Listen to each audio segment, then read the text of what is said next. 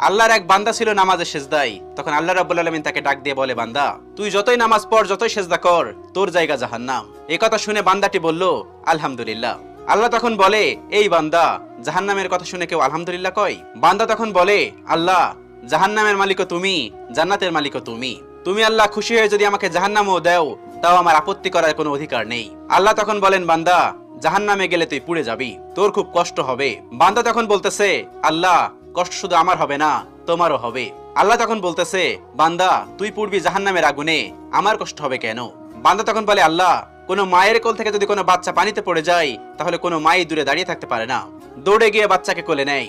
আমার বিশ্বাস, ওই মায়ের চেয়ে কোটি কোটি গুণ দয়া তোমার বেশি। আমাকে জাহান্নাম দিলে তুমিও আল্লাহ শান্তি পাবে না। আল্লাহ তখন বলে, বান্দা, এই দলিল তুই কই পাইলি? বান্দা তখন বলে, আল্লাহ, আমাদের জাতির পিতা ইব্রাহিম আলাইহিস সালাম তোমার প্রেম মুখে নিয়ে যখন নমরুদের আগুনে পড়ে গেল, তার আগেই তুমি বলে দিলে